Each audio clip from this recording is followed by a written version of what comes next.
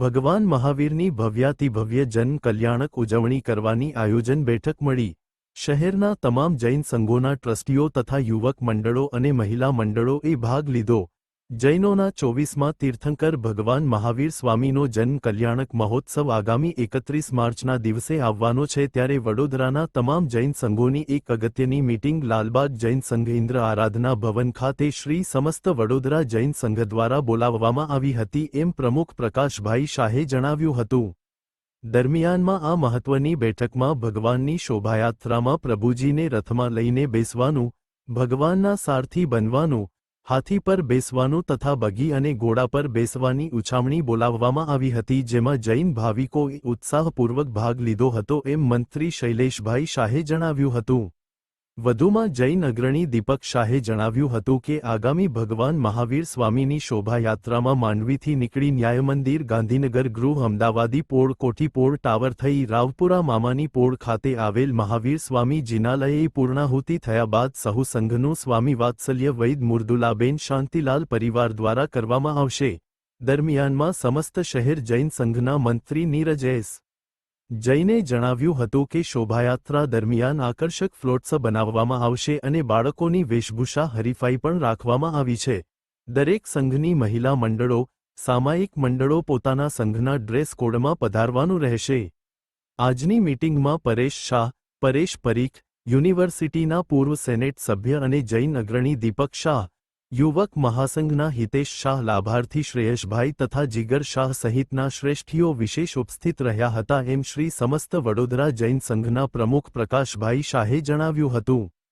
મિત્રો, આજે વડોદરા સમસ્ત શહેર જૈન સંઘ છે એની એક અગત્યની મીટિંગ ભગવાન મહાવીર સ્વામીનો જન્મ કલ્યાણક મહોત્સવ આગામી દિવસોમાં આવવાનો છે। એના માટે આખા વડોદરાના તમામ જૈન સંઘોના પ્રમુખ, મંત્રીઓ, ટ્રસ્ટીઓ અને જે યુવક મંડળો છે, મહિલા મંડળો છે, સામાયિક મંડળો છે, એની એક અગત્યની મીટિંગ સમસ્તના જે અત્યારે પ્રમુખ છે પ્રકાશભાઈના નેતૃત્વ હેઠળ આજે લાલબાગ જૈન સંઘમાં મળી હતી। આ વખતના જે આખો કાર્યક્રમ છે કેવા પ્રકારે ઉજવવાનો છે, પ્રકાશભાઈ અમારા દર્શક મિત્રોને જણાવો કે કાર્યક્રમ જે મહાવીર જન્મ કલ્યાણક છે કેવી રીતે ઉજવવાનો છે, આજે બોલીઓ કયા પ્રકારની થઈ હતી અને આખો લાભ કોને લીધો છે, જરા દર્શક મિત્રોને જણાવો। શ્રી સમસ્ત વડોદરા જૈન સંઘ એટલે વડોદરાના વિવિધ 40 સંઘોનું એક યુનિટ છે અને એ યુનિટ તરફથી દર વર્ષે એક સુંદર મજાનું આયોજન થતું હોય છે।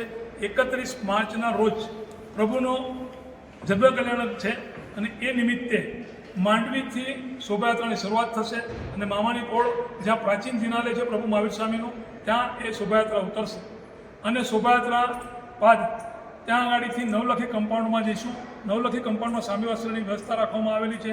સ્વામી વાત્સલ્યની સંપૂર્ણ લાભ મૃદુલાબેન શાંતિલાલ વૈદ પરિવારે લીધેલો છે, જેઓ લાભાર્થી મારી સાથે અત્યારે હાલમાં ઊભા છે એ શ્રેયસભાઈ વૈદ પરિવારે લાભ લીધેલો છે।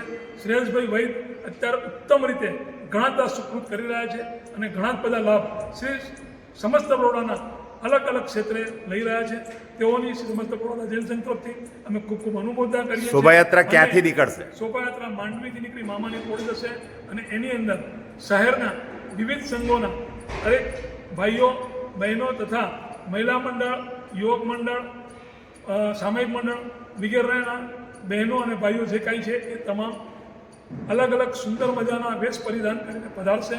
પાઠશાળાના બાળકો આવશે, તેઓની એક વેશભૂષાનું પણ આયોજન કરેલું છે કે વેશભૂષામાં જે નંબર મેળવશે તેઓનું ઉત્તમ રીતે બહુમાન કરવામાં આવશે। અને ફ્લોટ્સ વગેરે આમાં રહેવાના છે? હા, ફ્લોટ્સ વગેરે રહેશે। અલગ અલગ મંડળના અલગ અલગ પ્રકારના ગઈ સાલ પણ ખૂબ સુંદર થયા હતા, આ વર્ષે પણ એ લોકોની તૈયારી બહુ સરસ છે।